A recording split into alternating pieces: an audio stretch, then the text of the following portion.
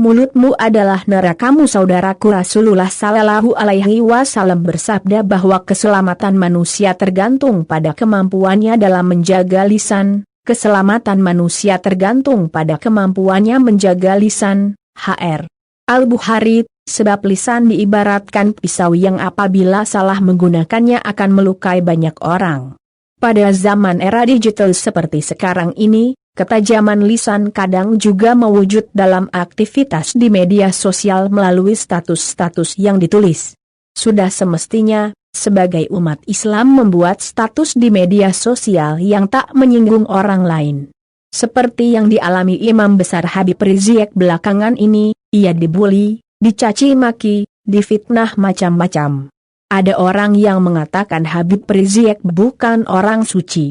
Padahal, Habib Rizik sendiri tidak pernah mengatakan dirinya orang suci. Saudaraku, Rasulullah Sallallahu Alaihi Wasallam bersabda, hendaklah engkau lebih banyak diam, sebab diam dapat menyingkirkan setan dan menolongmu terhadap urusan agamamu. Hr. Ahmad, Allah Azza wa Jalla memperingatkan bahwa terdapat malaikat yang mencatat setiap ucapan manusia, yang baik maupun yang buruk. Allah Azza wa Jalla berfirman, tiada suatu ucapan pun yang diucapkannya melainkan ada di dekatnya malaikat pengawas yang selalu hadir. Quran Surat Kahf 18. Saudaraku, hukuman untuk manusia yang tidak menjaga lisannya juga sudah dituliskan.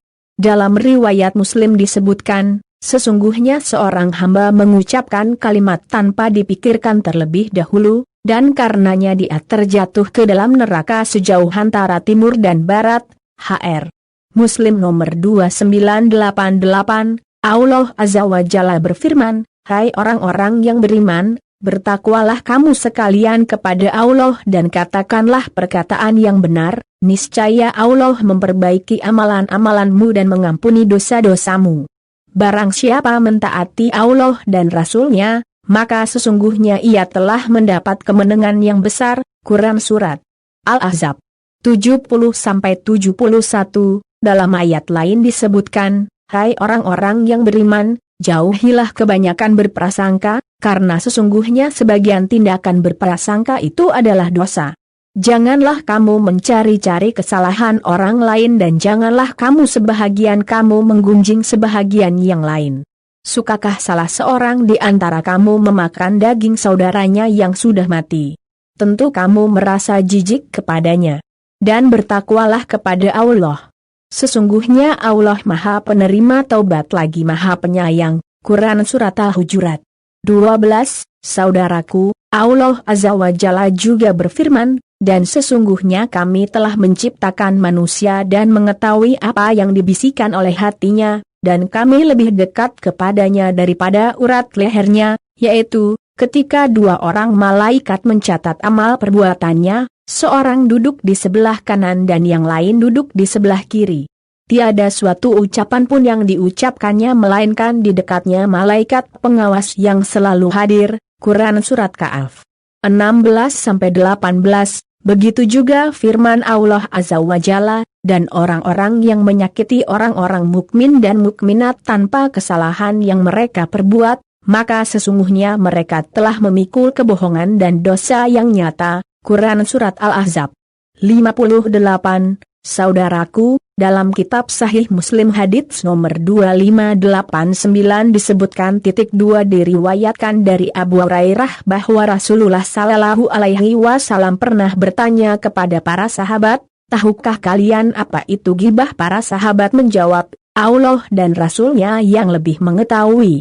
Beliau berkata, ghibah ialah engkau menceritakan hal-hal tentang saudaramu yang tidak dia suka. Ada yang menyahut, bagaimana apabila yang saya bicarakan itu benar-benar ada padanya? Beliau menjawab, bila demikian itu berarti kamu telah melakukan ghibah terhadapnya, sedangkan bila apa yang kamu katakan itu tidak ada padanya, berarti kamu telah berdosa atas dirinya. Allah Azza wa Jalla berfirman, dan janganlah kamu mengikuti sesuatu yang tidak kamu ketahui.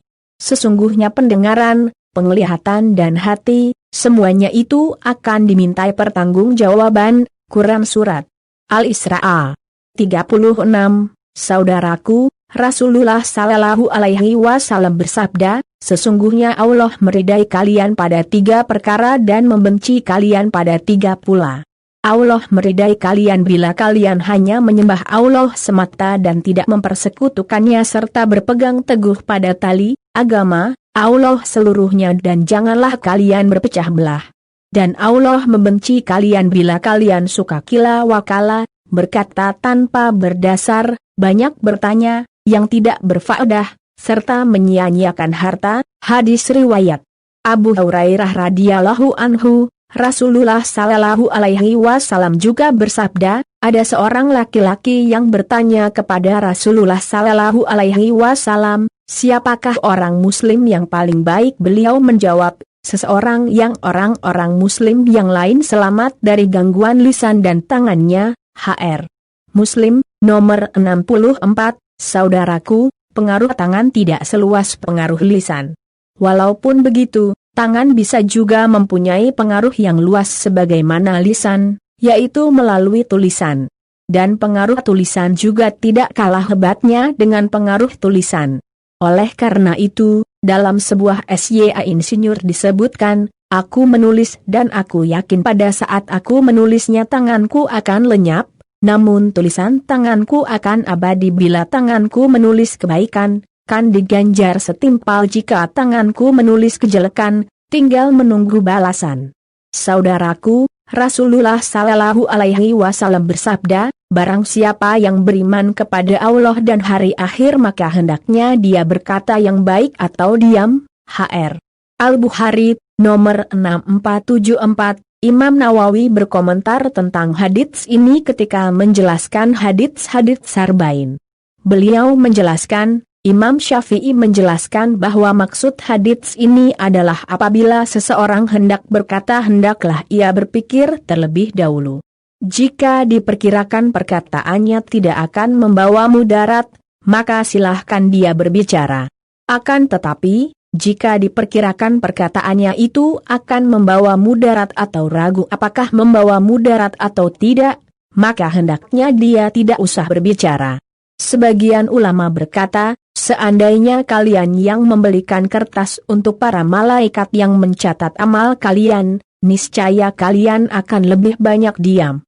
Orang yang berakal selayaknya lebih banyak diam daripada bicara. Hal itu karena betapa banyak orang yang menyesal karena bicara, dan sedikit yang menyesal karena diam. Orang yang berakal seharusnya lebih banyak mempergunakan kedua telinganya daripada mulutnya. Dia menyadari bahwa dia diberi telinga 2 buah, sedangkan diberi mulut hanya 1 adalah supaya dia lebih banyak mendengar daripada berbicara. Seringkali orang menyesal di kemudian hari karena perkataan yang diucapkannya, sementara diamnya tidak akan pernah membawa penyesalan. Dan menarik diri dari perkataan yang belum diucapkan adalah lebih mudah daripada menarik perkataan yang telah terlanjur diucapkan. Hal itu karena biasanya apabila seseorang tengah berbicara maka perkataan-perkataannya akan menguasai dirinya. Sebaliknya, bila tidak sedang berbicara maka dia akan mampu mengendalikan perkataan-perkataannya. Lisan seorang yang berakal berada di bawah kendali hatinya.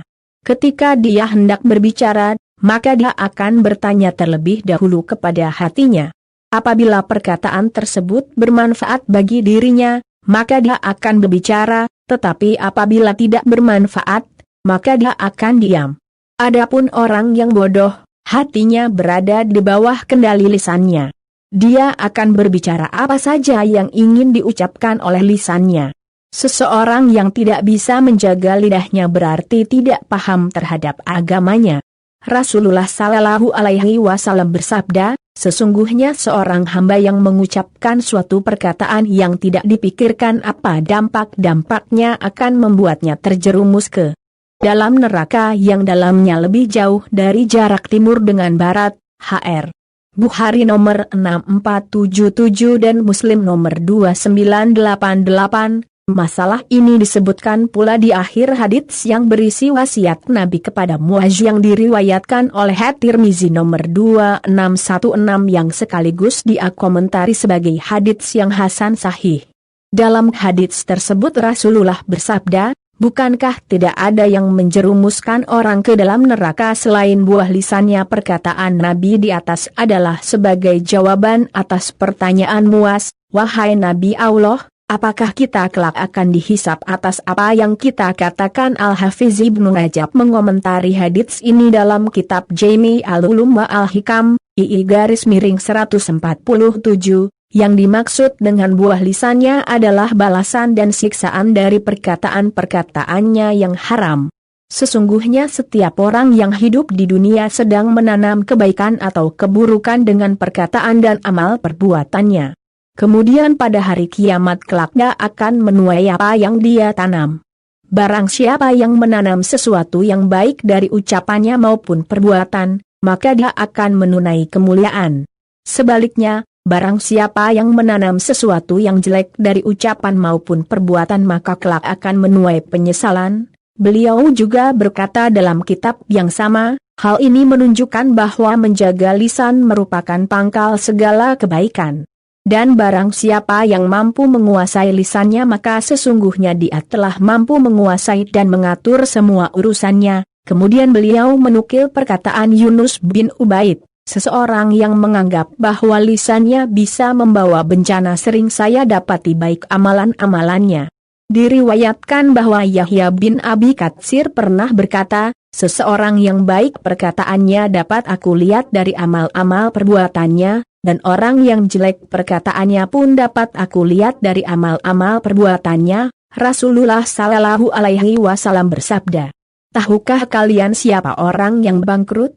Para sahabat pun menjawab, orang yang bangkrut adalah orang yang tidak memiliki uang dirham maupun harta benda. Beliau menimpali, sesungguhnya orang yang bangkrut di kalangan umatku adalah orang yang datang pada hari kiamat dengan membawa pahala salat, puasa dan zakat, akan tetapi, ia juga datang membawa dosa berupa perbuatan mencela, menuduh, memakan harta, menumpahkan darah dan memukul orang lain. Kelak kebaikan-kebaikannya akan diberikan kepada orang yang terzalimi. Apabila amalan kebaikannya sudah habis diberikan sementara belum selesai pembalasan tindak kezalimannya, maka diambillah dosa-dosa yang terzalimi itu, lalu diberikan kepadanya. Kemudian dia pun dicampakkan ke dalam neraka. HR Muslim, nomor 2581, Rasulullah Shallallahu Alaihi Wasallam bersabda, cukuplah seseorang dikatakan buruk jika sampai menghina saudaranya sesama muslim. Seorang muslim wajib menjaga darah, harta dan kehormatan orang muslim lainnya. HR Muslim, nomor 2564, Rasulullah Shallallahu Alaihi Wasallam bersabda, barang siapa yang menyeru kepada kebaikan maka dia mendapatkan pahala seperti pahala orang-orang yang mengikutinya, tanpa mengurangi pahala-pahala mereka sedikitpun. Dan barang siapa yang menyeru kepada kesesatan maka baginya dosa seperti dosa orang-orang yang mengikutinya tanpa mengurangi dosa-dosa mereka sedikitpun. HR Muslim nomor 2674, saudaraku, Rasulullah Shallallahu Alaihi Wasallam bersabda, sesungguhnya Allah berfirman, barang siapa yang memusuhi kekasihku, maka kuizinkan ia untuk diperangi. HR Abu Hurairah nomor 6505, dari Abu Hurairah radhiyallahu anhu berkata, Rasulullah Shallallahu Alaihi Wasallam bersabda, sesungguhnya Allah Ta'ala berfirman, siapa yang memusuhi waliku maka telah aku umumkan perang terhadapnya. Tidak ada takarubnya seorang hamba kepadaku yang lebih aku cintai kecuali beribadah dengan apa yang telah aku wajibkan atasnya. Dan hambaku yang selalu mendekatkan diri kepadaku dengan nawafil, perkara-perkara sunnah di luar yang fardu, maka aku akan mencintainya. Dan jika aku telah mencintainya maka aku adalah pendengarannya yang dia gunakan untuk mendengar, penglihatannya yang dia gunakan untuk melihat, tangannya yang digunakannya untuk memukul dan kakinya yang digunakan untuk berjalan. Jika dia meminta kepadaku niscaya akan aku berikan dan jika dia minta perlindungan dariku niscaya akan aku lindungi. HR Bukhari, semoga Allah Azza wa Jalla mengaruniakan hidayahnya kepada kita, sehingga kita tetap istiqamah senantiasa menjaga lisan kita dari ucapan-ucapan yang tidak memberi manfaat maupun maslahat untuk meraih ridanya. Amin ya Rabb, wallahu alam bishawab.